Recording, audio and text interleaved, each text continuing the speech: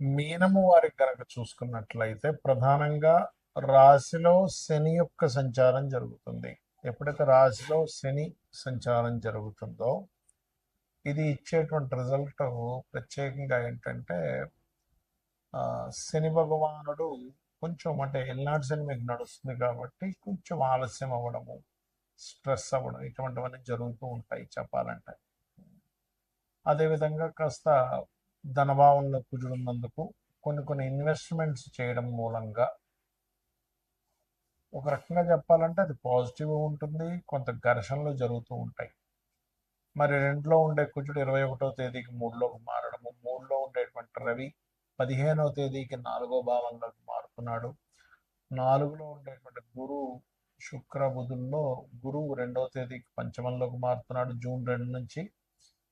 మరియు 9 నుంచి శుక్రుడు మారుతున్నాడు 23వ తేదీ నుంచి. గురువు కూడా పంచమంలోకి వస్తున్నాడు. 6లో కేతువు, భాగ్యభావం నుంచి చంద్రుడు మరలా దశమ భావం వరకు అంటే 12 రాసులు తిరిగి దశమంలో వచ్చి సెటిల్ అవుతాడు. 12లో రాహు ఉన్నాడు. కాబట్టి ఈ యొక్క గ్రహస్థితిని అనుసరించి మీకు ఎలా ఉండబోతుంది అనే విషయాలను మనం చూసుకున్నట్లయితే ప్రధానంగా ఇక్కడ రాశిలో ఉండే శని మూలంగా అయితే ఈ యొక్క విషయాలు చెప్తుంది నేనైనప్పటికీ చెప్పిస్తుంది సాక్షాత్ లలిత అమ్మవారిగా భావిస్తూ ఆ లలితాంబిక అమ్మవారి యొక్క అనుగ్రహం మీకు పరిపూర్ణంగా కలగాలని మనస్ఫూర్తి కోరుకుంటూ ఇక్కడ ఎప్పుడైతే రాశిలో శని భగవానుడు ఉన్నాడో ఏలినాడు శని అంటారు దీన్ని, కొంచెం ఆలస్యం అవ్వడం, స్ట్రెస్ అవ్వడం ఉంటూ ఉంటుంది. దీనికి ఏమి లేదు, సింపుల్గా మీరు నువ్వులు దానంగా ఇవ్వడము, గోవులకు బెల్లం తినిపించడము, కాస్త ఎక్సర్సైజ్ చేయడము, వాకింగ్ చేయడము, బద్దకించకపోవడము, పగటిపూట నిద్రపోకపోవడము ఇలాంటివి చేస్తూ ఉంటే దీని దోషం కంప్లీట్గా తగ్గిపోతుంది. దీంతో పాటు ఓం అనాకలిత సాదృశ్య చుబుక శ్రీ విరాజితాయ నమః మంత్రం చేసుకోండి.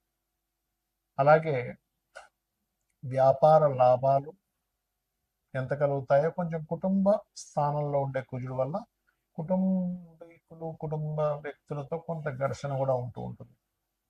అయితే ఎప్పుడైతే ఈ రవెల్లి చతుర్థ భావంలో 14వ తేదీకి మారుతాడో కొంచెం హెల్త్ విషయంలో కొంచెం జాగ్రత్తగా ఉండాలి 14 తర్వాత నుంచి. అదేవిధంగా మీకు కొంచెం అప్పులు లభించడానికి 21వ తేదీ తర్వాత అనుకూలత ఎక్కువగా ఉంది. మరియు సంతాన అభివృద్ధి, స్నేహితులు, ఫ్రెండ్స్, ప్రేమించిన వారి నుంచి కొంత సపోర్ట్ లభించడము, డైలీ లైఫ్లో అంటే నిత్య జీవిత స్థానంలో కేతు ఉన్నాడు కాబట్టి మీరు ఏ పని ప్రారంభిస్తున్నా, ఎక్కడికి వెళ్తున్నా మీరు ఒక్కసారి మీ యొక్క ఇష్టదైవాన్ని మరియు గణపతిని ఎక్కువగా ఆరాధన చేయండి. అదేవిధంగా ఎట్టి పరిస్థితుల్లో కూడా సంతానం విషయంలోని, సంతానాన్ని నీటి ప్రదేశాలకు పంపించే విషయంలోని కొంచెం 7-8 తేదీలు కొంత జాగ్రత్తగా ఉండండి. విదేశీ యోగాలు కూడా వస్తాయి 7-8 తేదీలు చెప్పాలంటే. కాకపోతే కొంచెం సంతానము, ప్రేమ వ్యవహారాలు, ఫ్రెండ్స్ విషయంలో ఫ్రెండ్స్తో కలిసగలిగిన నీటి ప్రదేశాలు వెళ్ళినప్పుడు మీరు కూడా కొంత జాగ్రత్తగా ఉండండి. మరియు ఎట్టి పరిస్థితుల్లో మీరు వ్యాపారాలు, ఇన్వెస్ట్మెంట్స్ విషయంలో కూడా 7, 8, 9, 10 తేదీలు కాస్త జాగ్రత్తగా ఉండండి. దత్తాత్రేయుడి యొక్క ఆరాధన, దక్షిణామూర్తి యొక్క స్తోత్ర పఠనము, దిగంబర దిగంబర శ్రీ పాదవల్లభ దిగంబర అనే మంత్రం చేయండి, అన్ని విధాలుగా ఉంటుంది. ప్రస్తుతం గోచారంలో ఉండేటువంటి గ్రహాల యొక్క స్థితి మూలంగా మనం ఆల్రెడీ కొన్ని నెలల నుంచి చెప్తూనే వస్తున్నాం.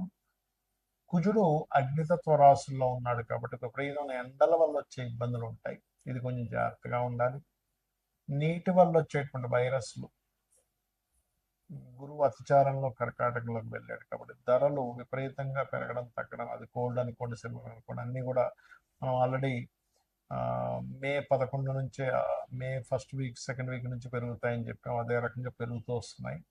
అయితే ఇక్కడ ఏంటంటే ఈ గోల్డ్ మీద ఇన్వెస్ట్మెంట్ చేయాలా, సిల్వర్ మీద ఇన్వెస్ట్మెంట్ చేయాలని చాలామంది అడుగుతుంటారు. భూముల మీద చేయాలని ఒకటే గుర్తుపెట్టుకోండి, మీ జన్మజాతకంలో కనుక రవి గురువులు బాగుంటే గోల్డ్ మీద చేయొచ్చు, ఎఫ్లెక్షన్లో లేదు అనుకుంటే. చంద్రుడు బాగుంటే సిల్వర్ మీద చేయొచ్చు, కుజుడు బాగుంటే ల్యాండ్స్ మీద చేయొచ్చు. మీ చతుర్థ భావం కూడా బాగుండాలి దాంతోపాటు కుజుడితో పాటు, అప్పుడు ల్యాండ్స్ మీద మీకు కలిసి వస్తుంది. అయితే ఎప్పుడు కూడా ఈ గోచార ఫలితాలు గోచారంలో ఇటువంటివి ఇస్తూ ఉన్నప్పటికీ మీ జన్మజాతకంలో అసలు ఏముంది అనేది చూసుకోవాలి ఎప్పుడు కూడా. మీ జన్మజాతకంలో కనుక మీకు లగ్నాధిపతి ఎలా ఉన్నాడు, లగ్నం ఎందుకు బలహీనంగా ఉందా బలంగా ఉందా, అది గోచారంలో ఏదైనా మీ లగ్నాన్ని ఎఫ్లిక్ట్ చేస్తుందా అనేది చూసుకోవాలి. అప్పుడు ఏమవుతుందంటే మీకు అది ఏ గ్రహం ద్వారా మీకు ఎఫ్లిక్ట్ అవుతుందో దానికి దానం ఇచ్చుకున్న, దాని మంత్రం చేసుకున్న మీకు క్లియర్ అయిపోతుంది. ఏం టెన్షన్ పడక్కర్లేదు. ఏలినాటి శని వచ్చేసింది, కాలసర్ప దోషం ఉంది, ఇలాంటివి ఏం పెట్టుకోకండి. మీరు నిత్యము మీరు మీ ఇష్టదైవాన్ని ఆరాధించుకుంటూ నిత్యము లలిత చదువుకోవడము, ఉదయం సాయంత్రం ఏదైనా చక్కగా ఒక ఆలయానికి వెళ్ళడం చేస్తే మీ చుట్టూ మీ ఆరాలో పాజిటివ్ ఎనర్జీ ఎప్పుడైతే వచ్చిందో దేనికి భయపడాల్సిన అవసరం ఉండదు. కాకపోతే ఇక్కడ ఏంటంటే ఆస్ట్రాలజీ ఎందుకుంది, జ్యోతిషాస్త్రం ఎందుకుందంటే మీకు ఒక మార్గం చూపించడం, జ్యోతి అంతే కదండి, వెలుగు, జ్యోతిష్యము అంటారు. కాబట్టి వెలుగునిస్తుంది. అసలు మీకు ధనయోగం ఎందులో ఉంది అనేది మీ జాతకం చెప్తుంది. ఈ మార్గంలో వెళ్తే, ఈ ప్రొఫెషన్లో ఉంటే, ఇది చదువుకుంటే, ఈ వ్యాపారం చేస్తే, ఈ ఈ సమయంలో వ్యాపారం చేస్తే, ఇటువంటి వాటికి సంబంధించిన సర్వీసెస్ లేకపోతే ఉద్యోగం చేయాలనే దాన్ని ఒక క్లారిటీ ఇస్తుంది. అదేవిధంగా మీరు చేసే ప్రయత్నాలు అనుకోండి, మీరు ఉండే డైరెక్షన్ అంటే మీరు ఎప్పుడు గృహం కొనుక్కోవాలి, ఏ డైరెక్షన్లో నివసిస్తే మంచిది అనేది మీ చతుర్థ భావం. సంతానం ఎందుకు అభివృద్ధి అవ్వట్లేదు, సంతానం కలగాలంటే ఏంటి, కలగకపోవడానికి కారణాలు ఏమిటి, కలిగినా ఎందుకు వారు అలా ఉంటున్నారు, దానికి రెమెడీ ఏం చేసుకోవాలనేది మీ పంచమ భావము. రుణరోగ శత్రుభావం అంటారు. అంటే మనం పూర్వజన్మల్లో చేసినటువంటి కర్మలు రుణము రూపంలోని, రోగము రూపంలోని, శత్రు రూపంలో వస్తుందట. దాన్ని మీ ఆరో భావంలో ఉండేటువంటి గ్రహాల యొక్క స్థితిగతులను బట్టి మీరు దాన్ని సెట్ చేసుకోవాలి. అలాగే మరొక విషయం ఏంటంటే ఇక్కడ గమనించినట్లయితే ఈ జాతక చక్రంలో ముఖ్యంగా మీకు అష్టమం అంటే ఆకస్మిక సంఘటనలు, దశమం వృత్తి, లాభం వ్యాపార సంబంధించినటువంటి విషయాలు ఏవైతే ఉంటాయో ఇక్కడ ప్రధానంగా మీ యొక్క పర్సనల్ చార్ట్లో ఎలా ఉంది అనేటువంటి విషయాలను చూసుకోవాలి. అవి ఏమి చూసుకోకుండా కేవలం మీరు ఏలినాటి శని వచ్చేసింది, అర్ధాష్టమి శని వచ్చింది, దాని ప్రభావం ఉండదని నేను చెప్పట్లే. అది ఉన్నప్పటికీ మీరు ఏలినాటి శని ఉన్న ఎవరైనా సరే ఓం అనాకలిత సాదృశ్య చుబుక శ్రీ విరాజితాయ మహామంత్రం చేసుకోవడము, గోవులకు కాస్త బెల్లము తినిపించడము, మరియు అదే విధంగా మరొక విషయం ఏంటంటే ఇక్కడ గమనించినట్లయితే ఈ యొక్క ఈ నిత్యము కూడా ఎల్నాటి శని ఉండేటువంటి వారు కాస్త శనివారం పూట కాస్త ఏంటంటే నువ్వులు నూనె ఒంటికి రాసుకొని దాని తర్వాత స్నానం చేయడం ద్వారా కూడా మీకు ఎల్నాటి శని యొక్క ప్రభావం తగ్గుతుంది, గుర్తుపెట్టుకోండి. ఇక మీరు ఇంకొక విషయం ఏంటంటే ఇక్కడ మీరు అర్థం చేసుకోవాల్సింది, ఇన్వెస్ట్మెంట్స్ చేసే విషయంలో, విదేశాలకు వెళ్ళే విషయంలో కూడా ఒక సమయం అనేటువంటిది ఉంటుంది. ఎప్పుడు ఇన్వెస్ట్మెంట్ చేయాలి, ఎప్పుడు ఇన్వెస్ట్మెంట్ చేయకూడదు, ఏ సమయంలో ఇన్వెస్ట్మెంట్ చేయడం వల్ల మీకు మంచి ఫలితాలు ఉంటాయి, ఏ సమయంలో ఇన్వెస్ట్మెంట్ చేయకపోవడం వల్ల మీకు మంచి ఫలితాలు ఉంటాయి కూడా ఉంటుంది. అది మీరు గోచారంలో 12వ భావంలో ఏ గ్రహం వచ్చి కూర్చుంది అనేటువంటిది చూసుకోవాలి. అది మీరు ఇది సమయం మంచి సమయమా కాదా అనేటువంటి నిర్ధారణ ఇస్తూ ఉంటుంది.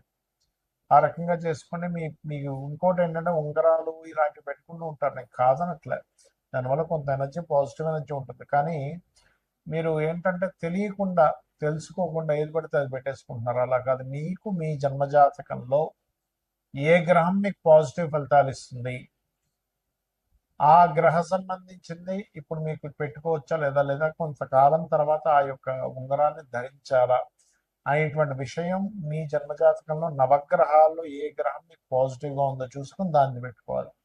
లగ్నానికి శుభుడు పాపి, మనకి శనివర్గ లగ్నాలు, గురువర్గ లగ్నాలు 2 రకాలుగా ఉంటాయి. కాబట్టి దాన్ని బట్టి కూడా పెట్టుకుంటారు. కానీ దానికంటే అతి ముఖ్యంగా మీరు చూసుకోవాల్సింది మీ యొక్క లగ్నం శనివర్గమైనా గురువర్గమైనా కూడా మీ యొక్క జాతక చక్రంలో మీ గ్రహాల్లో ఏది స్ట్రాంగ్గా ఉందో చూసుకుని పెట్టుకోవడం వల్ల మీకు మంచి ఫలితాలు రానున్నాయి, గుర్తుపెట్టుకోండి, వస్తాయి కూడా. ఇక నిత్యము దేవతారాధన చేసుకోవడం, నిత్య దీపారాధన చేసుకోవడం చేయండి, మీకు అన్ని విధాలా బాగుంటుంది. శ్రీమాత్రే నమః.